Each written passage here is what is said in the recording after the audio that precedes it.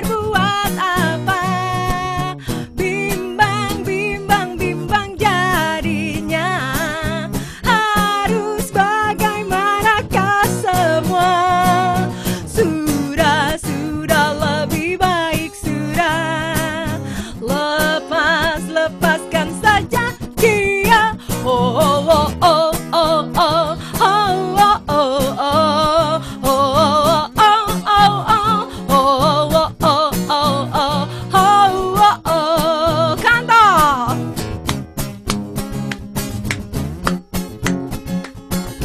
Kanto nyanyi. Bicara salah, oh melangkah salah, berlari salah, diam juga salah, sendiri salah, oh berjumpa salah, mengharap salah, apalagi tidak. Bimbang ku rasa saat ini, akan kemanakah diriku. Takut, takut, takut jadinya. Ingin berbuat apa. Bimbang, bimbang, bimbang jadinya. Harus bagaimanakah semua. Sudah lebih baik sudah.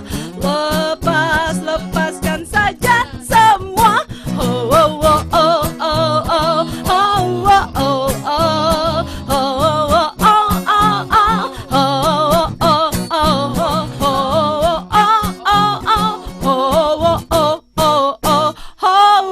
oh,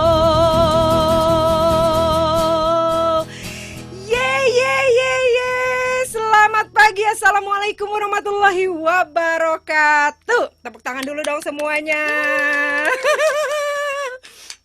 Oke, selamat pagi, salam sejahtera untuk semua. Selamat datang di seminar online yang pertama dari Rumah Priwit dengan judul Cara Kelola Stres di Masa Pandemi. Aduh, tadi satu buah lagu yang barusan aja kita nyanyiin, yang saya nyanyiin bersama dengan Kak Anto itu adalah lagu dengan judul Stress yang dipopulerkan oleh salah satu band fenomenal yaitu band Move pada saat itu, dan semuanya berakhir stres. Ternyata semua gara-gara kata-kata stres jadi stres.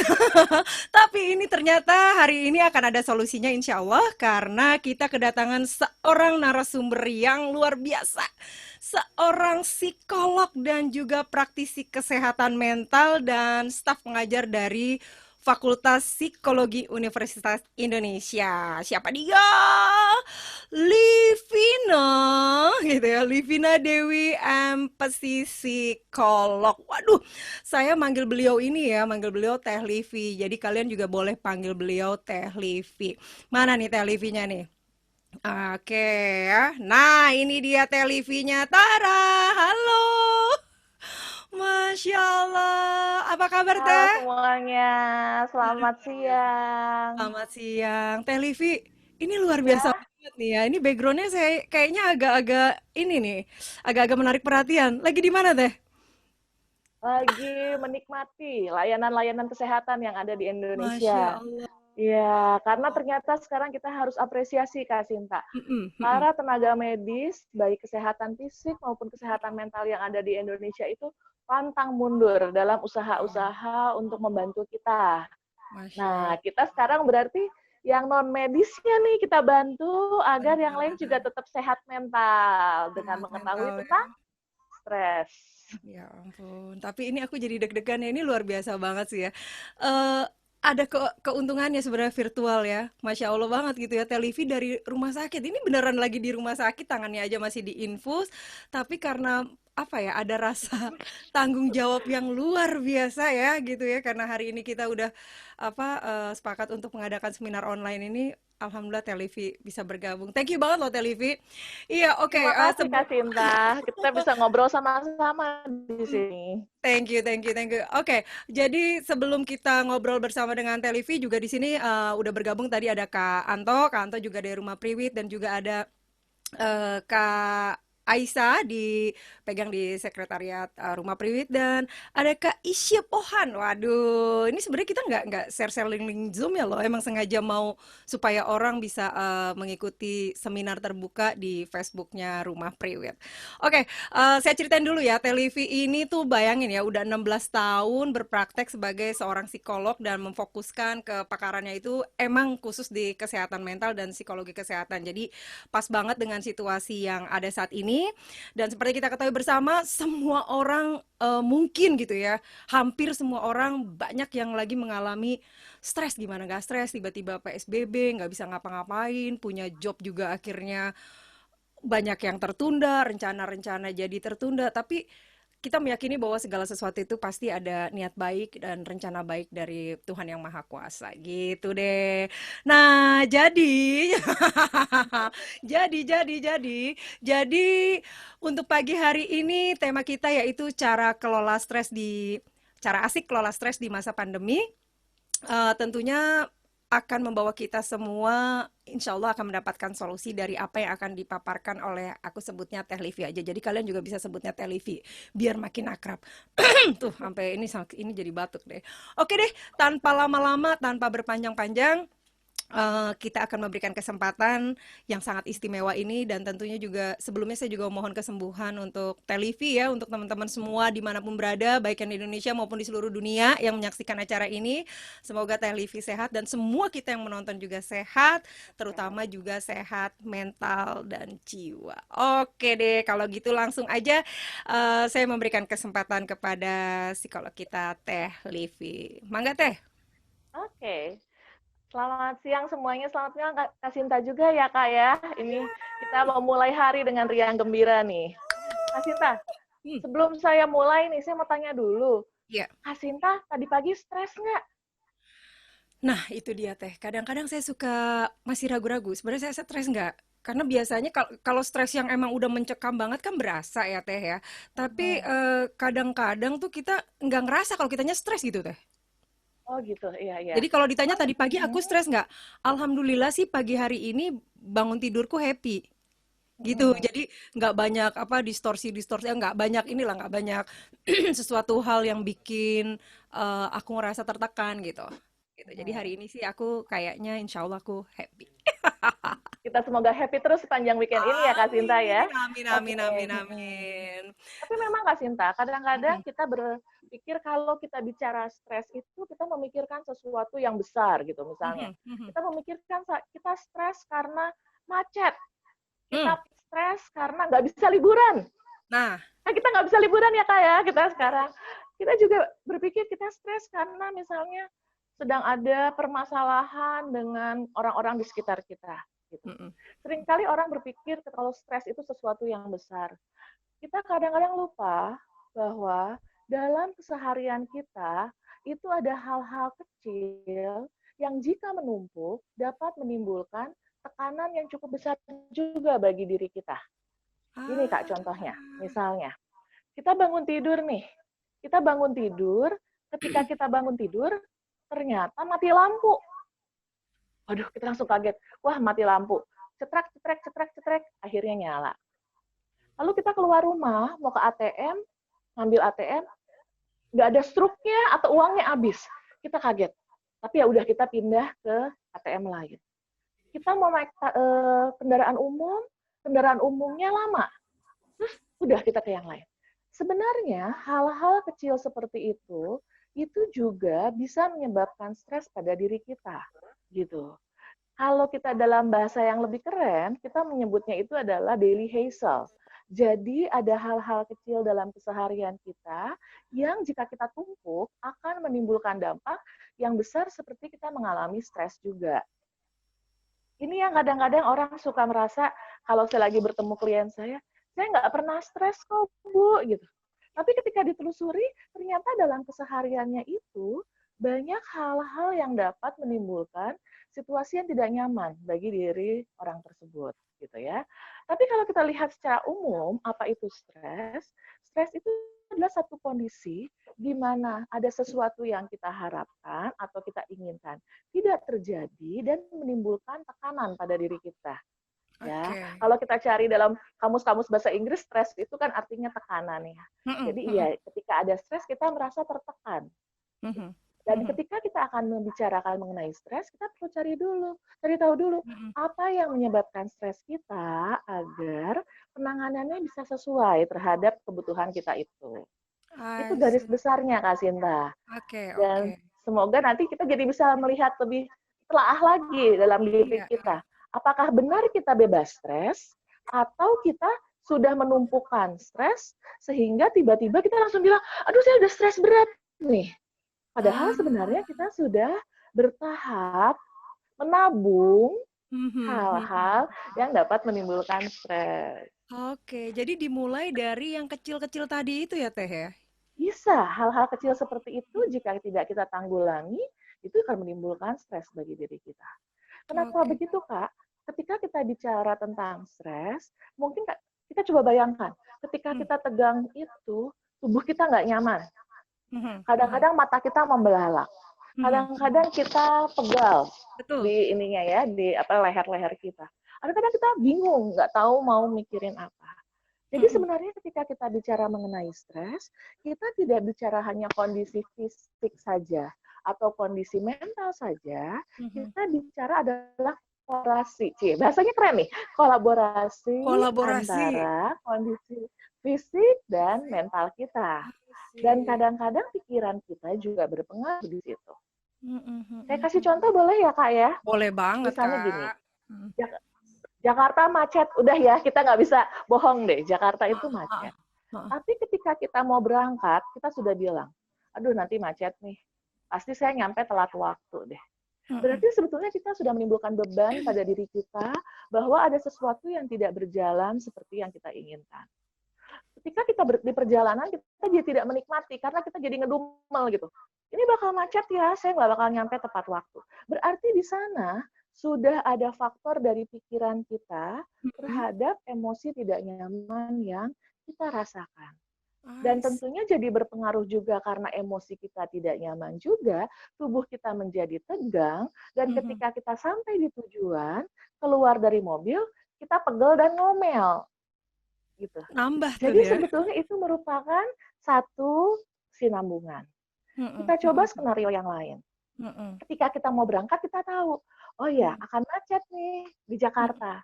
Tapi saya sudah punya lagu-lagu nih untuk didengarkan di jalan. mhm Atau mhm saya mau ngobrol dengan anak saya di mobil. Atau saya mhm mau sarapan bersama di mobil dengan pasangan saya. Jadi mhm ketika macet, kita sudah menyiapkan sesuatu yang lebih menyenangkan, sesuatu yang iya lebih kita nanti-nantikan, sehingga mhm proses macet itu tetap menimbulkan perasaan nyaman pada kita.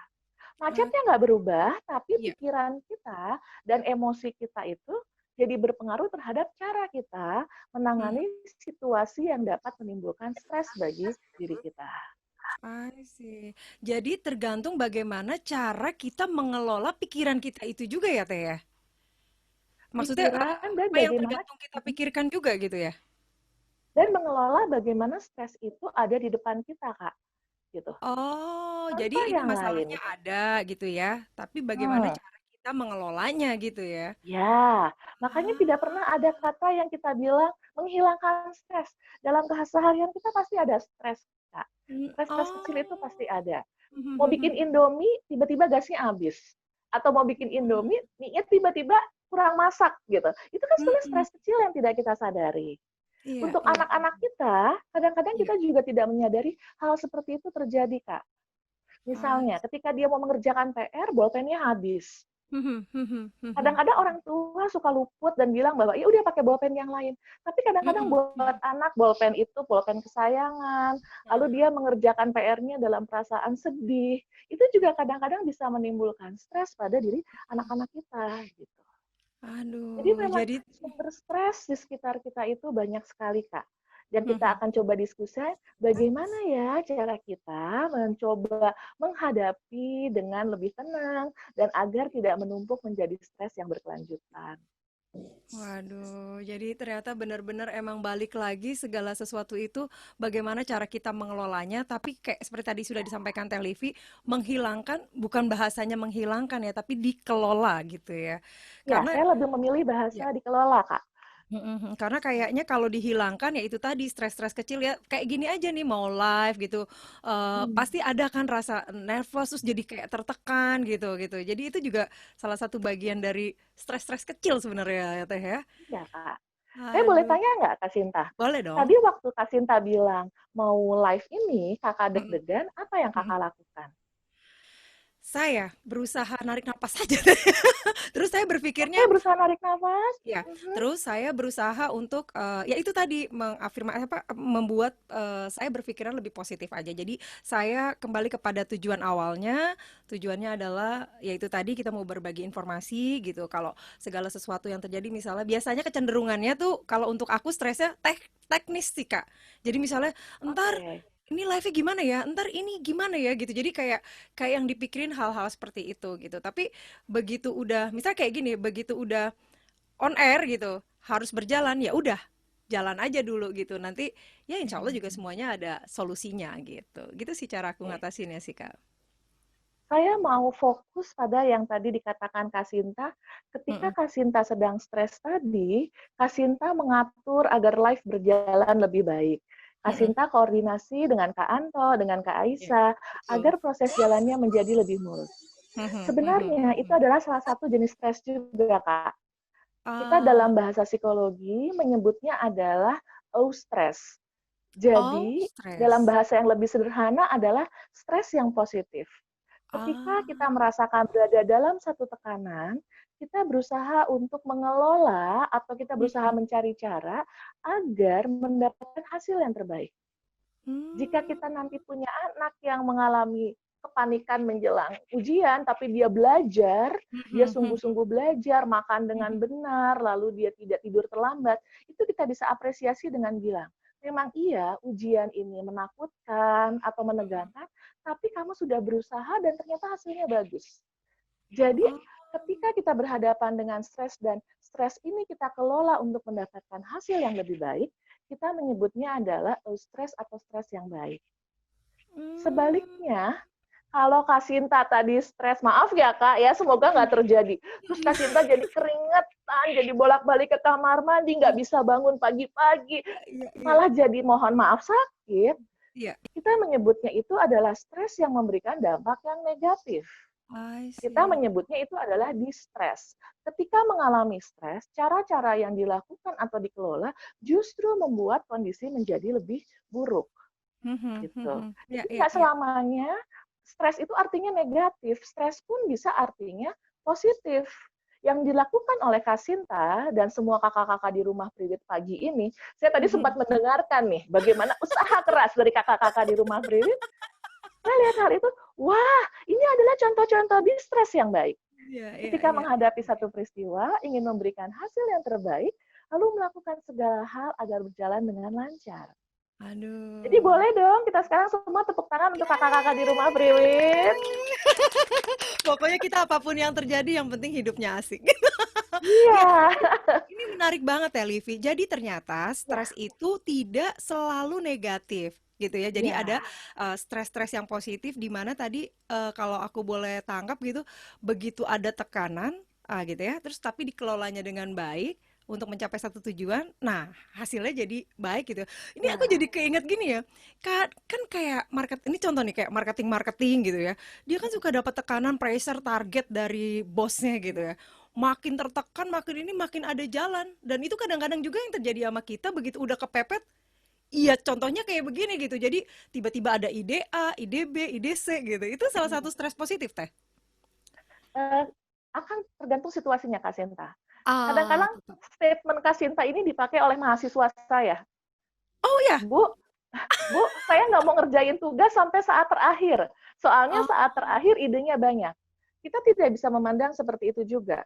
oke. Karena jika hal itu dilakukan terus-menerus, tanpa disadari sebetulnya kita menginginkan stres itu. Kita jadi Oh, pengen, betul tapi nanti betul stresnya di betul. akhir saja. Hmm. Sebaliknya, kalau kita berpikir, kita bisa mulai mengerjakan mencicil, kita bisa evaluasi, tentunya hasil akhirnya akan menjadi lebih baik juga gitu. Ya, ya, ya. Prokrastinasi kadang-kadang menimbulkan stres. Prokrastinasi adalah tindakan-tindakan seseorang ketika dia menumpuk pekerjaan sampai saat-saat terakhir, baru dikerjakan di saat terakhir. Hmm. Dampaknya itu juga jadi tidak bagus. Kenapa tidak bagus? Jadi tidak tidur, lalu beberapa jam penuh tekanan, nggak makan. Setelah tugasnya selesai, seringkali menimbulkan penyakit. Gitu. Jadi Hmm. prokrastinasi bukan sesuatu yang disarankan juga. Saya pribadi sebagai dosen, saya selalu bilang pada mahasiswa saya, jangan melakukan prokrastinasi. Karena jika kamu melakukannya dari awal, kamu akan punya banyak waktu untuk menyempurnakan dan justru memberikan hasil yang terbaik. Oke, jadi Tapi saya tetap lah coba ya. pahami juga gitu ya, Kasinta dan teman-teman di Rumah Priwit, memang jenis pekerjaannya kadang-kala suka ada permintaan klien di saat-saat terakhir. Ya, 1 detik Tidak terakhir. apa-apa, kita mengetahui hal itu. Kita Satu. mengelola dengan tugas-tugas yang bisa dikerjakan terlebih dahulu kita kerjakan, agar di saat-saat terakhir kita bisa fokus pada emergency case misalnya, atau Mhm, mhm. situasi-situasi yang muncul tiba-tiba dari klien-klien kakak. Gitu, Kak. Mhm, I see. Oke teh, aduh menarik banget nih ya, jadi makin seru nih ya. Kita tahan dulu nih semuanya juga, apa namanya, pertanyaan-pertanyaannya boleh dikirim di, chat atau di DM boleh, terserah bebas aja. Nah ini, aku lanjutin ya Teh. Ya, Jadi untuk keadaan, stres seperti itu ya, misalnya kayak kayak berkaitan dengan masalah pandemi sekarang, normal nggak hmm, Teh gitu kalau misalnya kita jadi ngerasa stres, apalagi ngehadapin sekarang udah masuk new normal sih, tapi ya, kan mulainya itu kan dari mulai waktu saat, pandemi awal itu gitu Teh. Normal nggak Teh? oke. Sejujurnya saya bisa bilang itu normal. Nah, Normal di awal pandemi dan mmm, normal pada saat new normal. Pada saat hmm, ini, kita semua di seluruh dunia sedang menghadapi challenging situation, musibah barengan. mhm, mhm, Situasi yang kita nggak sangka-sangka. Saya masih mhm, ingat hari terakhir saya ke kampus mau mengajar, pagi itu saya nggak tahu bahwa itu akan jadi hari terakhir saya ke kampus. Karena besoknya udah nggak boleh ke kampus. Dan mhm, saya yakin banyak sekali rekan-rekan atau ibu-ibu, bapak-bapak, atau misalnya adik-adik saya yang lain juga mengalami hal yang sama. mhm, Kita mhm, tidak bisa mhm, melupakan hal itu, bahwa ketika kita tiba-tiba diputuskan tidak boleh keluar rumah, itu adalah sebetulnya suatu stres juga buat kita. Kita mhm, berubah dari habit kita atau kebiasaan kita sehari-hari. Dan betul. tentunya itu juga butuh penyesuaian. Kita yang biasanya bangun tidur, mandi, berpakaian, lalu pergi, tiba-tiba bangun, mandi, terus di rumah lagi gitu. Yang Iya, kita biasanya mungkin bertemu dengan orang-orang yang lain, dalam waktu 6 bulan ini, 5 bulan ini, mhm, kita terus-menerus bertemu dengan orang yang sama. mhm, Untuk mhm, adik-adik kita, untuk anak-anak kita yang biasanya mereka bisa main di luar, bertemu mhm, teman-temannya, saat ini hanya bertemu dengan orang tuanya di rumah, adik-adik atau kakaknya di rumah, atau virtual dengan teman-temannya. Kita perlu menyadari bahwa ini ada pemaksaan, dalam tanda kutip ya, iya, iya, pemaksaan perubahan perilaku dalam waktu singkat. Dan mhm, mhm, tentunya itu juga jadi berpengaruh pada diri kita. Itu baru satu hal, Kak Sinta. mhm, Berikutnya mhm, kita biasanya kalau mau makan, kita tinggal jalan ke depan, tinggal misalnya makan di luar. Sekarang semuanya bergantung pada kita belanja, itu pun dengan jam-jam tertentu, lalu juga transportasi terbatas. Balik lagi ke yang tadi, itu mungkin merupakan stres-stres kecil yang terjadi dalam keseharian kita. Jadi mhm, sebenarnya ketika kita masuk masa pandemi, kita sebenarnya memasuki satu situasi stres. I see, ya, Jadi ya, ya, bukan ya, satu hal yang aneh ketika pada saat itu ada orang yang jadi susah tidur, susah mhm, makan, dan beberapa klien yang saya tangani pada saat awal pandemi ini juga sampai bilang, saya di rumah aja, tapi kok saya rasanya nggak nyaman ya. Masuk iya, akal iya, karena memang terjadi satu perubahan besar dalam hidup kita. iya, Gitu. iya, Sebaliknya ketika nanti kita masuk ke new normal, ini juga satu penyesuaian yang mendadak lagi yang terjadi. Kita boleh bepergian dengan segala keterbatasan. betul, Kita bisa melakukan aktivitas dengan segala keterbatasan. Tapi jangan lupa ada stres-stres lain di luar. Contohnya, mmm, stres yang saya alami, beberapa saat yang lalu saya harus ke ATM. Nggak mhm, beberapa saat, mhm, mungkin beberapa minggu yang lalu, kalau beberapa iya, saat iya, pagi ini mhm, dong. Di ATM itu ada orang yang tidak menggunakan masker, dan dia di iya, dalam ATM itu lama sekali. Sementara antrian di belakang dengan antrian berjarak itu panjang dan panas. Itu pun buat saya saat itu menimbulkan stres. Kenapa sih orang ini tidak cepat-cepat menyelesaikan di ATM-nya?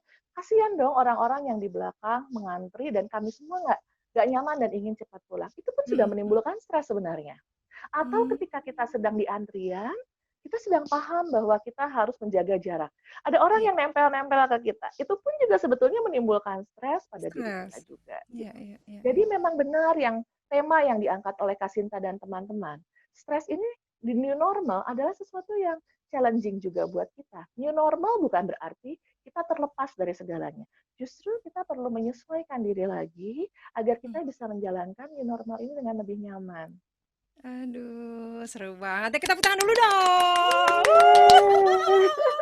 Iya tuh jadi sahabat Rumah Priwit, sahabat Pinpin. Jadi sahabat Pinpin tuh sahabatnya Pino Pina. Jadi semuanya tuh dipanggil sahabat Pinpin sama sahabat Rumah Priwit.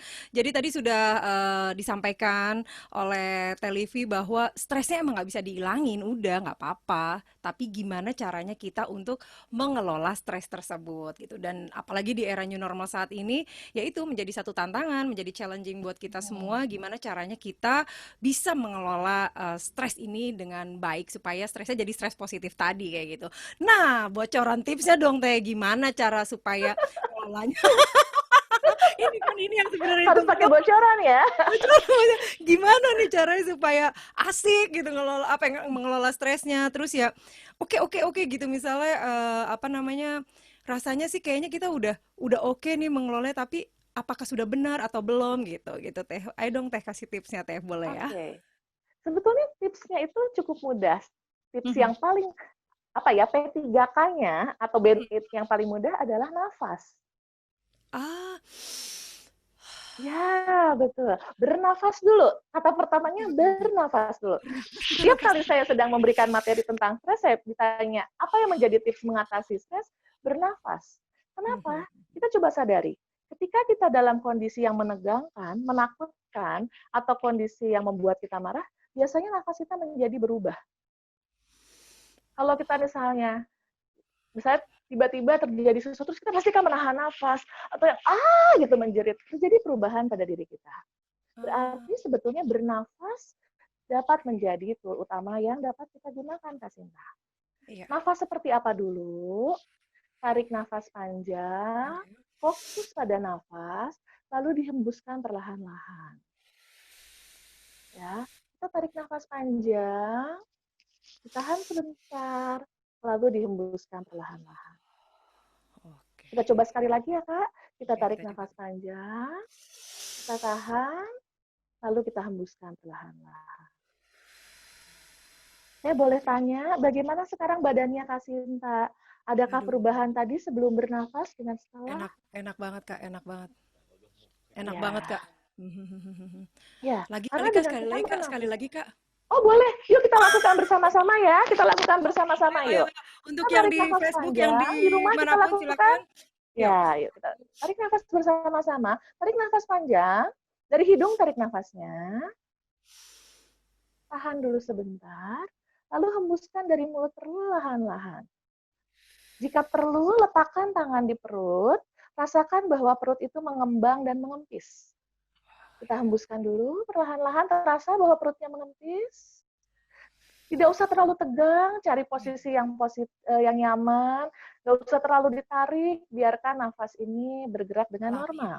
Oke oke. Ya, kita letakkan tangan di perut, atur posisinya yang nyaman, Yap. kita tarik nafas lagi. Tarik nafas perlahan-lahan, lalu dihembuskan melalui mulut. Rasakan perubahan di bahu, perubahan di leher, perubahan di muka ketika menghembuskan nafas. Kita lakukan sekali lagi bersama-sama.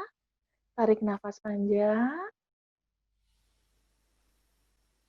Rasakan perut, perubahan dalam perut, otot perut, lalu hembuskan.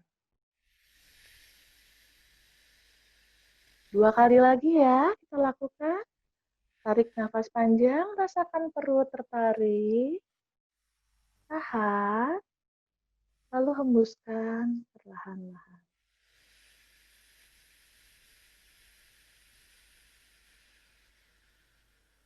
Satu kali lagi, kita tarik nafas panjang, tahan, tahan sebentar lebih lama lagi, rasakan ada aliran udara di hidung dan daerah mulut, lalu hembuskan perlahan-lahan.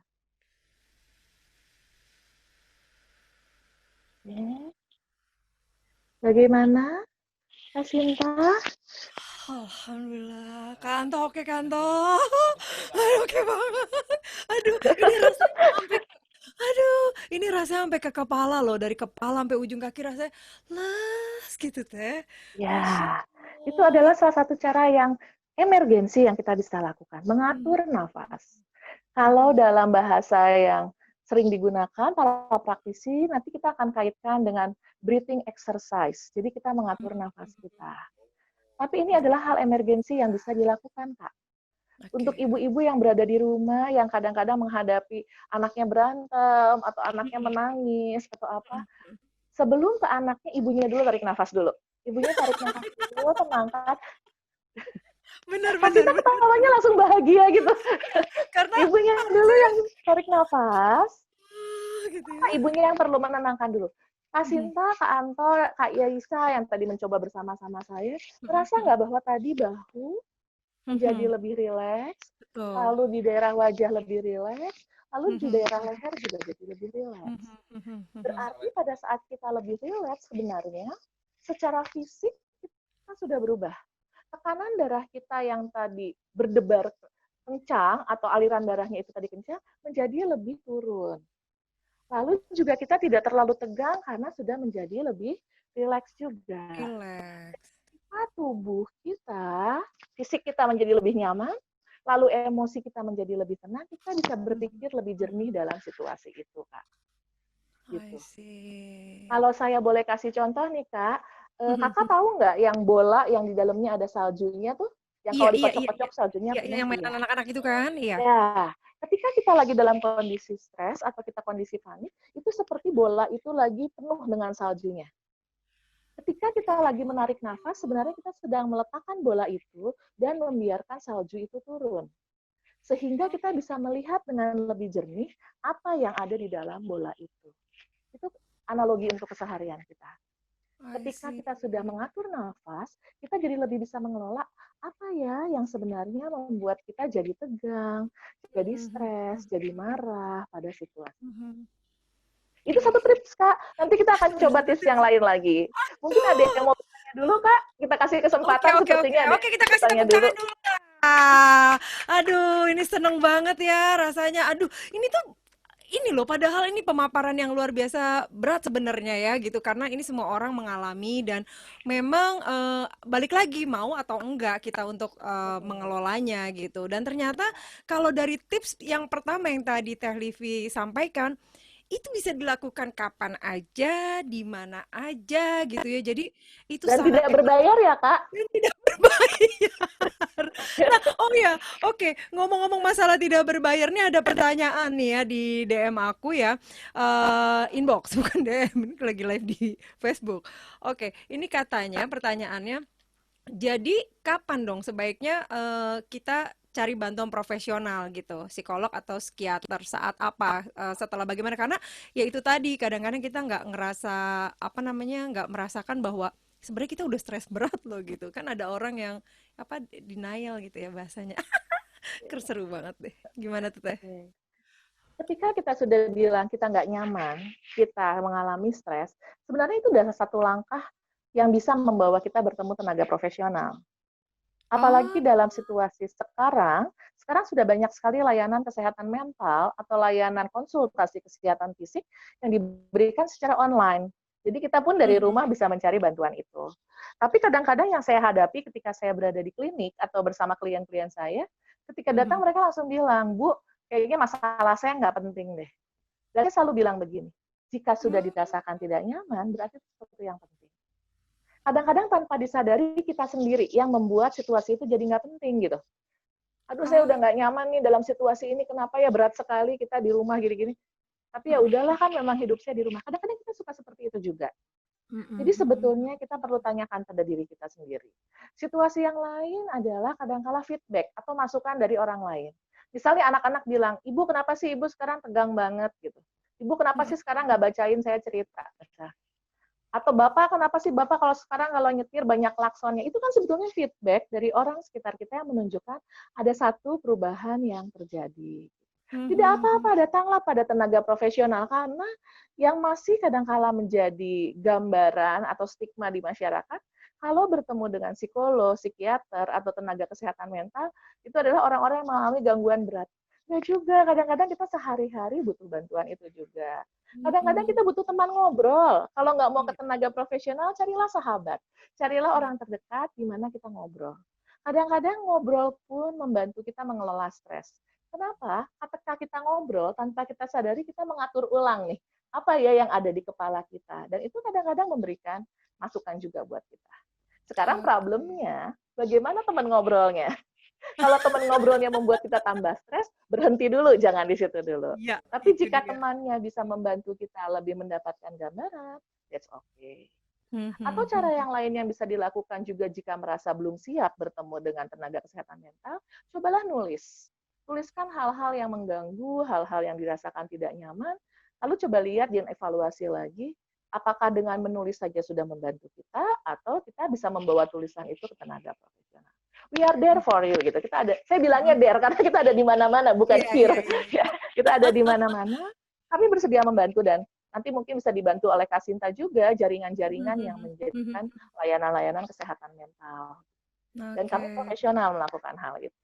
Sangat profesional, orang di rumah sakit aja lagi diinfus saja bisa jadi narasumber kok, Masya Allah. Ya, jadi Teh Livi, berarti itu ngobrol, nulis, itu menjadi salah Ah, satu cara juga ya, salah satu tips ya, terbaik juga untuk kita mengelola stres ya. ya. Tapi benar yang dibilang Kasinta, kadang-kadang kita sendiri yang membatasi diri kita. Contoh yang kecil misalnya, ketika di rumah air tiba-tiba mati misalnya, Mm-mm. atau gas tiba-tiba habis. Terus kita kan Mhm. kesel, terus kita yang, kita biarkan rasa nggak nyaman itu tetap ada, tidak kita kelola. Mhm, mhm, mhm, Terus mhm, mhm. tiba-tiba anak pulang habis main memberantakan, terus kita marah pada anak kita. Itu sebetulnya adalah kita menyalurkan kemarahan kita pada orang lain, bukan kita mengelola situasi yang tidak nyaman terjadi. Iya, iya, iya, iya, iya. Berarti saya bisa masuk ke tips saya berikutnya nih, Kak Sinta. Iya, iya. Ya, tadi kalau Baik. minum, tadi kita bicaranya nafas, kadang-kadang nafas bisa dibantu dengan minum air putih, Kak. Minum air Kita putih, wah pas kadang-kadang banget suka nih Teh. tidak sadar, silahkan Kak, minum air putih. Kita minum air putih karena sebetulnya tubuh kita itu bahan bakarnya adalah air putih, bukan bensin. Dan kadang-kadang kita suka nggak sadar, oh saya minum kopi, saya minum cola, saya minum teh manis. Yang dibutuhkan tubuh sebenarnya air putih. Air putih berfungsi untuk mengatur sirkulasi oksigen dan mengatur sirkulasi darah dengan baik. Ketika sirkulasi oksigen dan sirkulasi darah beredar dengan baik, tubuh kita menjadi lebih nyaman. Jadi ketika kita menghadapi situasi yang tidak nyaman, kita tidak langsung bereaksi emosional yang tinggi. Gitu, Kak. Kadang-kadang kan kalau kita sudah terlalu lelah pulang dari kantor, macet di kendaraan, tiba-tiba ada orang yang nyenggol kita, kalau bahasanya anak sekarang senggol bacok ya, Kak, pengen nyenggol balik lagi gitu. Tapi kalau misalnya kita pulang kantor happy, baru dapat gaji yang naik, terus baru naik pangkat, ada orang yang nyenggol, kita paling cuma senyum aja memaklumi. Itu contohnya. Ketika kita dalam kondisi fisik dan kondisi emosional yang lebih nyaman, kita lebih mampu untuk memikirkan sesuatu dan memberikan memberikan reaksi yang lebih nyaman, Kak. Iya, Kita iya. sebagai orang tua juga perlu melihat anak-anak kita, Kak. Karena kadang-kadang anak-anak nggak bisa bilang apa yang dia rasakan. Dirasakan, Kita iya. menghadapi anak kita jerit-jerit aja. Kita menghadapi anak kita seperti tidak mau diatur. Anak kita sebenarnya mau sendiri. Kita bisa menggunakan hal itu dalam artian kita dulu mengatur nafas kita dulu. Kalau perlu kita ajak dia minum air putih bersama-sama, menenangkan dia dulu. Air putih juga ada fungsi menenangkan loh, Kak. Karena kita Oke. sedang dalam emosi yang tinggi, minum air putih kita merasa lebih aman gitu Iya, ya. iya. Kita ajak minum itu, setelah itu kita ajak dia ngatur nafas bareng dulu, dan jangan lupa setelah itu tanyakan, kenapa tadi kamu menjerit-jerit? Kenapa tadi kamu bilang apa pada ibu? Apakah tadi ibu ada yang luput? Ini membantu komunikasi di rumah juga dalam artian lebih lanjut, mengurangi stres yang terjadi di rumah dalam masa pandemi ini. Kita juga harus pahami anak itu kan punya kebutuhan untuk bergerak, tiba-tiba berada di rumah terus, Iya, iya. terhambat, lalu menjadi terganggu, tapi tidak bisa mengemukakan hal itu. Iya, iya, Dan iya, iya. ada beberapa kasus yang saya temui, ada beberapa anak yang mengatakan ketika dia bilang pada orang tuanya bosan di rumah, kadang-kala mendapatkan reaksi yang tidak terlalu nyaman. Ya bapak sama ibu juga bosan di sini. Padahal justru kita gunakan ini sebagai satu tantangan, bagaimana kita membuat suasana di rumah menjadi lebih akrab antara keluarga, atau minimal kita menerima dia. Iya, bapak dan ibu juga bosan. Coba yuk kita cari aktivitas di rumah yang kita bisa lakukan bersama-sama. Gitu, Kak. Waduh, Balik lagi, stres dalam kondisi pandemi ini kadang-kadang berawalnya suka di rumah, Kak. Ketika kita stres, Kak, sebenarnya kita itu menahan beberapa emosi. Bisa emosi marah, bisa emosi sedih, bisa kecewa, bisa juga mungkin jengkel. Dan sebetulnya kalau kita bicara mengenai emosi itu ada energi di tubuh kita. Kalau saya boleh kasih contoh, Kak, ya, ini seperti kita bicara ada selang air, iya.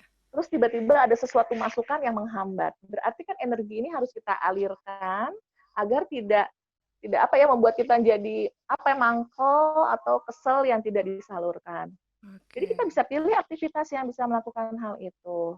Misalnya kalau saya sih saya senang nyuci ya Kak. Jadi kalau saya lagi kesel banget, saya akan cari piring-piring, saya akan cuci piring. Sambil Dan dibanting. pakai mesin cuci ya Kak, cuci piring sendiri. Karena buat saya ada sentuhan air ke tangan, lalu saya cium bau sabun, lalu setelah itu menjadi bersih, itu adalah satu proses yang cukup relaxing buat saya. Jadi Tiap orang sebenarnya akan punya cara itu dia, masing-masing gitu. masing-masing ya Teh ya. Jadi kita sebenarnya Ya, tahu banget atau sebenarnya apa sih hal yang membuat mood kita tuh jadi makin membaik gitu ya? ya betul Kak, iya. Ah, Mungkin kalau oke. kita bisa bilang langsung membaik pada beberapa situasi, mungkin terlalu jauh ya. Setidaknya membuat kita lebih nyaman dan lebih netral, Kak.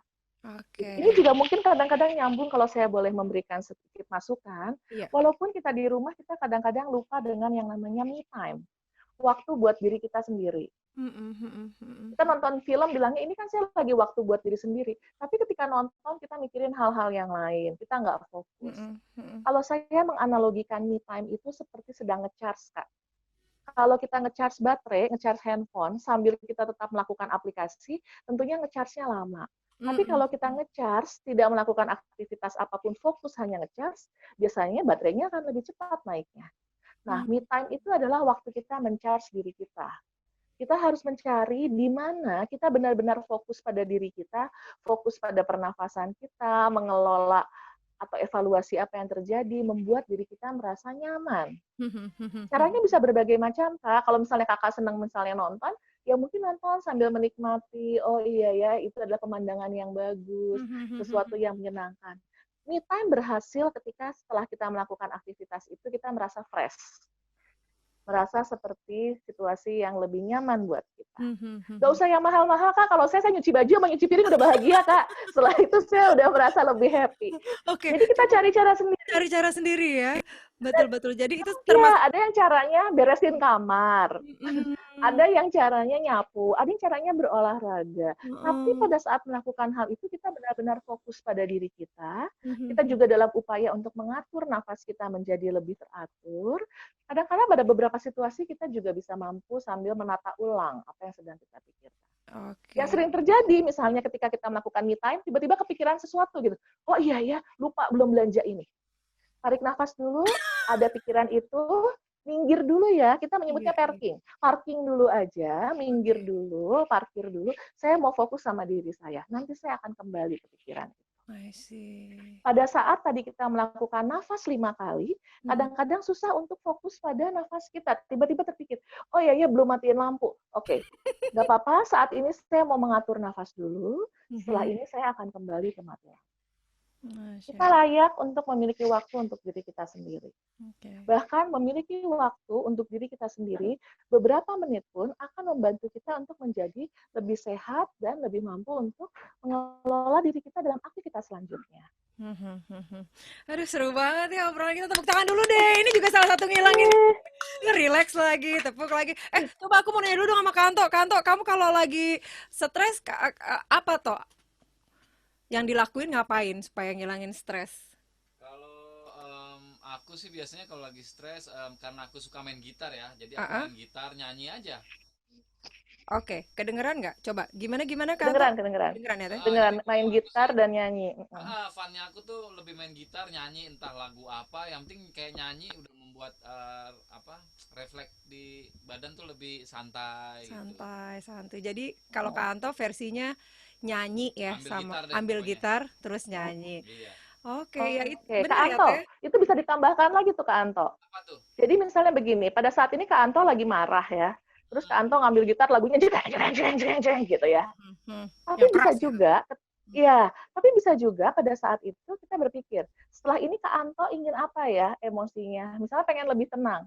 Kalau gitu ambil gitar, mungkin bisa ya sebentar jeng-jeng-jengnya, tapi setelah itu pilihlah lagu yang mungkin lebih menenangkan. Mungkin yang tanpa kata-kata atau sedang nyetel lagu itu kan suka menenangkan ya, do re mi fa sol la si Ya, do. Ya instrumental kan? gitu ya. Ya, jadi kita pada saat situasi itu kita memilih lagu atau jenis musik kita setelah ini ingin emosinya seperti apa. Mm-mm. Kalau misalnya anak-anak kita di rumah sedang menangis kencang sekali, terus kita kasih lagu yang bikin tambah nangis, ya nangisnya makin kencang. Coba cari lagu yang menenangkan dulu. Kadang-kadang lagu-lagu lullaby itu cukup menenangkan. Hmm, Twinkle Twinkle Little Star. iya, Walaupun iya. dia tidak mendengarkan, tapi volume atau pilihan lagu atau ritme dari lagu itu membuat anak menjadi lebih tenang. Setelah itu, kalau kita ingin dia menjadi lebih aktif, kita berikan lagu yang lain. Jadi musik pun bisa berperan dalam pengendalian stres. Hmm. Contoh yang lain, kalau kita lagi sedih, terus kita nonton sinetron yang sedih, kita kan semakin jadi tambah sedih lah, meraung-raung ya. Ya jangan gitu dong. Iya, iya, jangan gitu Nanti setelah itu dong. kita tambah sedih. Kalau kita lagi sedih, coba cari acara TV. Jangan berita juga ya, berita nanti tambah stres. Cari acara TV yang menenangkan, misalnya traveling, masak. Itu kan satu informasi yang tidak membutuhkan kita untuk menjadi lebih kesal atau marah ya. Lalu setelah ini saya mau apa ya? Saya pengen misalnya setelah ini mau bekerja, melakukan aktivitas. Perlahan-lahan kita coba lagu atau musik yang lain. Jadi sebenarnya banyak sekali tools yang berada di rumah yang dapat kita gunakan untuk membantu kita mengendalikan stres. Satu lagi Kak Livi, boleh nggak nanya? Boleh, Kak Anto, Ah, silahkan. jadi gini, zaman sekarang ini kan banyak kadang teman-teman karena mereka di rumah bilang, lu kalau stres lu main game aja. Kan sekarang lagi zaman yang mobile game itu tuh. Jadi lu coba lu main apa, main game, main ini. Kira-kira itu positif apa enggak tuh, Kak Livi? Oke, kita coba lihat gamenya dulu ya, Kak Anto ya. Ya. Ada beberapa game yang saya tidak terlalu rekomendasikan untuk dimainkan oleh anak-anak. Jadi ada beberapa game yang terlalu banyak kekerasan atau game-game yang membuat anak-anak merasa menyelesaikan permasalahan melalui kekerasan, itu nggak saya rekomendasikan. Ya. Tapi ada beberapa game-game yang saya lihat cukup baik. Ada beberapa game yang suka dimainkan oleh anak-anak seperti mengasuh. Jadi mereka akan punya beberapa beruang atau Oh anak-anak iya terus iya. dia Apa mengasuh. tuh? Itu Itu tuh. saya rekomendasikan karena tapi saya harapkan balik lagi peran orang tuanya. Iya. Pada saat bermain game, kita berikan feedback. Iya ya, ini pada saat ini kita memandikan beruangnya. Nanti kamu sehari-hari mandinya seperti apa? Itu ya yang buat keluarga. Kalau buat diri Kak Anto sendiri boleh kok Kak Anto main game, asal jangan kebablasan main gamenya. Kalau Kak Anto main game 12 jam, terus setelah itu nggak tidur, itu Mah, nanti saya ajakin Kak Anto ke klinik. Karena setelah itu Kak Anto nanti sakit dong. iya, Tapi jaga boleh, di kita klinik. tentukan saja pada diri kita. Oh ya, saya mau main game, berapa saat, setelah ini saya akan kembali lagi. Dan pilihlah game-game yang kalau misalnya gamenya membuat kita tambah emosional, ya mungkin itu tidak akan memberikan dampak yang relaxing untuk kita. Tapi kan ada beberapa game yang seperti membuat rumah, atau membuat taman, atau misalnya traveling. Kita mainkan itu beberapa saat, setelah itu kita kembali ke realita, bermain dengan anak-anak kita, bagaimanapun itu yang lebih penting. Bermain Wah, dengan anak-anak kita, berinteraksi dengan keluarga, itu lebih mudah untuk menghilangkan stres kita. waduh, tepuk Wah, tangan lagi lu dong. Aduh, ini ini seru, mantap ini mantap, nih. Mantap mantap. nih Kak Sinta. Hah? Mantap ya Kanto ya. Mantap. Jadi kayaknya harus ada lagi nih seminar yang begini nih biar Iya lebih loh, banyak. ini kita nggak berasa loh, ini kita udah 1 jam ngobrolin kayak ginian gitu ya. Hal-hal gimana caranya ngelola stres, karena tadi udah disampaikan bahwa stres itu nggak bisa dihilangin, jadi tergantung gimana cara Iya. ngelolanya. Tadi juga Televi udah nyampein apa namanya beberapa tips, salah satunya adalah bernafas, kemudian juga tadi ada minum air putih, jangan lupa juga me Ya, time gitu ya Teh ya. boleh Ya, satu lagi? ya boleh dong, boleh banget Boleh dong. Ini banget. Oke. makanya luar biasa ini. Bagaimanapun kan kita akan, walaupun kita di rumah, yang katanya Mhm. sekarang kita di rumah nggak ada tanggalan ya, cuma Iya, ada hari ini sama besok sama kemarin. iya. Yes, betul. Setuju. Bisakah kita sebelum tidur, matikan handphone dulu, jangan main game ya Kak Anto. Jangan berantem juga ya Kak Sinta sama anggota tim ya. Jika kita mau tidur, kita singkirkan dulu gadget kita, minum air putih dulu, karena seringkali ketika kita tidur kita nggak nyenyak itu karena kita dehidrasi. Minum air putih dulu, lalu setelah itu di tempat tidur, atur lampunya biar nyaman. Sudah selesai sholat, sudah selesai berdoa, bolehkah kita menghitung 3 hal baik yang terjadi hari ini? 3 hal Sebelum baik ya, Teh? tidur. 3 boleh, 5 boleh. Jadi hal yang baik ya, jangan hal yang salah Mau atau apa dipikirkan, gitu. enggak. Kita cuma mau tidur berpikir hal baik. Kadang-kadang orang suka mikirnya, tapi kan hari ini nggak gajian. Enggak. Saya cuma minta hari ini matahari bersinar, cucian kering. Hari ini saya bertemu Kak Sinta, Kak Anto, Kak Aisyah, dan bisa ngobrol. Masya Allah. Hari ini misalnya sarapan saya datang misalnya sesuatu yang saya sukai. Sesuatu hal yang kecil seperti itu, jadi kita berangkat tidur dengan emosi yang positif. Karena seringkali tidur kita menjadi terganggu ketika kita tidur kita mikirin saya belum ngerjain ini, belum ngerjain ini, belum ngerjain ini. Berarti Besok kita gimana tidur, besok? balik lagi yang tadi, dalam kondisi tubuh kita sedang bekerja, bukan dalam kondisi tubuh kita rileks. Ketika kita sudah minum air putih, sudah menyingkirkan pekerjaan kita, tidur di tempat yang nyaman, sudah berdoa, lalu kita akhiri dengan bersyukur. Tuhan, terima kasih. Ini adalah 5 hal terbaik atau 3 hal yang terbaik hari ini. Tolong lakukan itu bersama anak-anak. Jadi kita mengajak anak-anak untuk mampu mengapresiasi hal-hal apa yang terjadi. Dan kalau mau dilanjutkan, ketika bangun tidur, kita bisa memulai dengan hal itu. Bangun tidur kita awali dengan, saya bersyukur, saya tidurnya nyaman, dan hari ini akan apa hal-hal baik yang akan saya lakukan. Itu kalau dalam bahasa kerennya, kita menyebutnya itu gratitude. Kita bersyukur atas apa yang terjadi. Dan semakin kita bersyukur, biasanya kita semakin mengapresiasi yang ada. Bantu anak-anak kita untuk melakukan hal itu. Kadang-kadang kita bertemu anak, kita bertanya dengan anak, apa yang dilakukan? Tapi kita juga bisa bertanya, apa yang terbaik dilakukan hari ini? Kadang-kadang anak datang ke kita terus bilang, tadi kan nggak ada apa-apa yang dikerjain, tapi apa yang kamu kerjakan? Aku nggak gangguin adikku. Kamu melakukan hal yang baik. Kamu nggak mengganggu adikmu, kamu dan adikmu menjaga waktu masing-masing. Tetap apresiasi. Peran apresiasi, peran untuk memberikan komen-komen positif berawal dari orang tua. Jadi kita mulai itu dengan anak-anak kita, Kak. Semoga nanti generasi berikutnya anak-anak kita lebih bisa mengapresiasi apapun yang dilakukan pemerintah, apapun yang dilakukan guru, apapun yang dilakukan tenaga medis terhadap kita semua. Masya Allah, tepuk tangan lagi dong. Wow, seru. Aduh, ini ya ternyata ya sebuah tips 5 tips tadi ya, 5 tips sederhana kayaknya, tapi memang benar-benar harus kita mulai dan kita lakukan karena begitu kita ngerasanya berat ya nggak akan kejadian gitu ya, Teh Livi ya. Ada lagi nggak? Dan perubahan perilaku itu akan terjadi kalau kita lakukan terus, Kak. Kalau misalnya hari ini kita bersyukur, 30 hari ke depan kita nggak bersyukur, nggak ada gunanya. Jadi 5 tips tadi dilakukan aja tiap hari, mudah-mudahan itu akan menjadi itu tidak memakan kebiasaan waktu, ya. Tidak memakan waktu dan saya percaya akan jadi kebiasaan. Oke. Teh, boleh satu pertanyaan terakhir ya, Teh? Boleh, silakan. Ini soalnya nih di FB nih ada pertanyaan satu pertanyaan terakhir.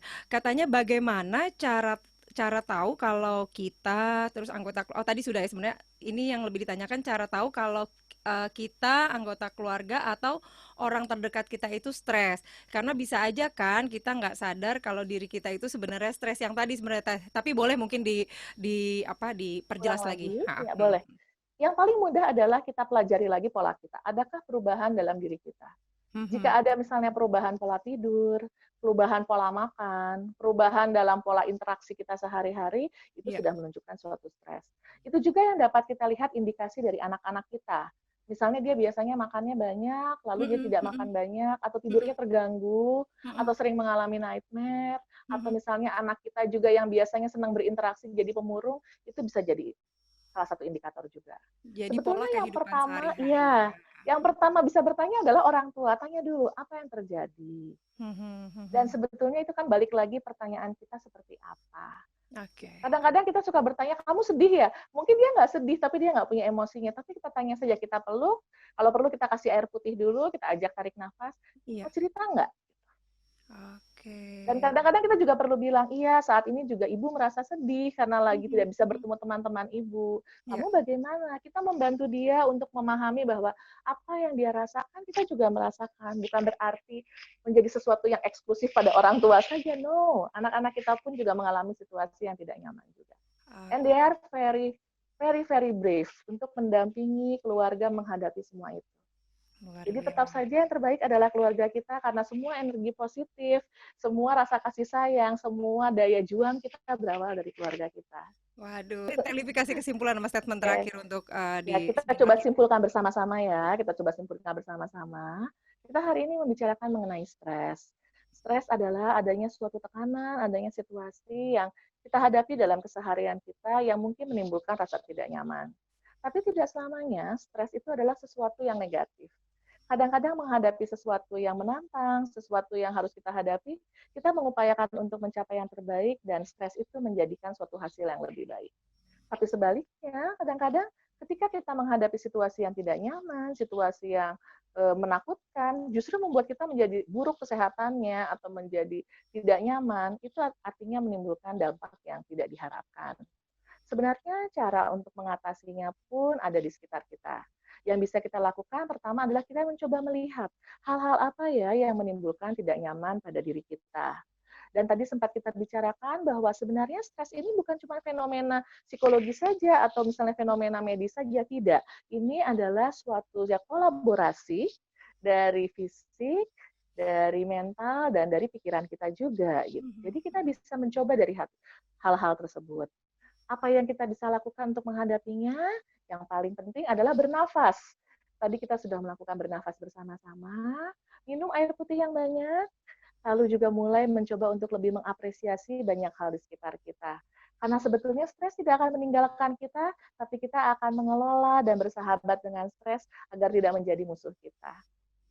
Luar biasa. Terakhir Teh Livi, kalau ada yang mau konsultasi sama Teh Livi kemana? Oke, saya sempat berdiskusi dengan Kak Sinta dan Kak Isa, sepertinya akan ada program lanjutan dari Rumah Priwit yang akan kita launching dalam waktu singkat ya Kak Sinta ya. Thank you. Tapi dalam waktu dekat ini saya masih menjadi seorang konselor di Klinik Terpadu Fakultas Psikologi Universitas Indonesia. Saya juga menjadi konselor di beberapa lembaga yang menyediakan layanan kesehatan mental. Tapi mungkin bisa diakomodir oleh Kak Sinta dan teman-teman dari Rumah Priwit agar kita bisa menindaklanjuti tindakan positif kita ini. Iya, terima kasih Teh Livi, terima kasih banyak loh Teh Livi ini sudah Sama-sama, terima kasih. Boleh ngobrol bareng. Teh Livi.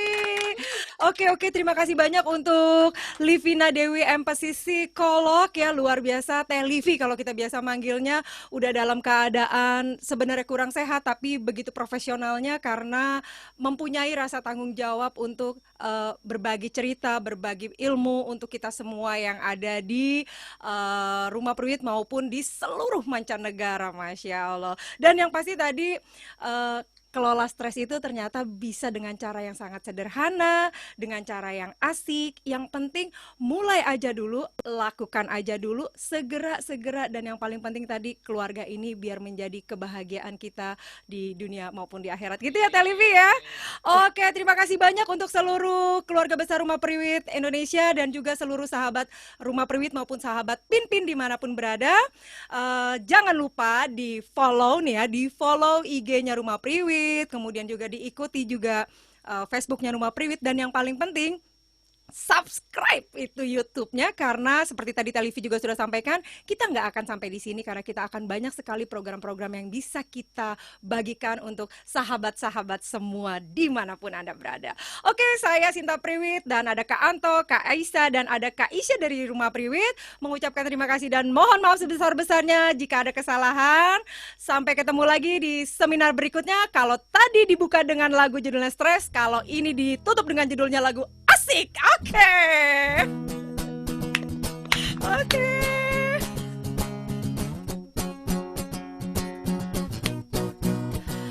Bicara asik, oh melangkah asik, berlari asik, diam juga asik, sendiri asik, oh berjumpa asik, kumpul keluarga asik, apalagi beramai-ramai asik, senang kurasa saat ini karena kita semua happy, happy, happy, happy jadinya.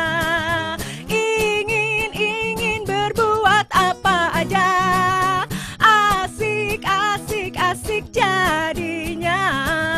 Situasinya mau apa aja, sudah buang itu stresnya.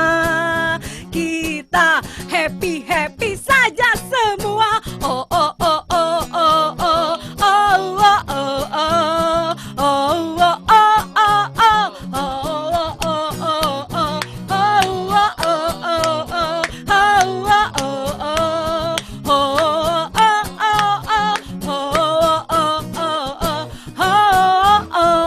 Sampai jumpa lagi. Assalamualaikum warahmatullahi wabarakatuh.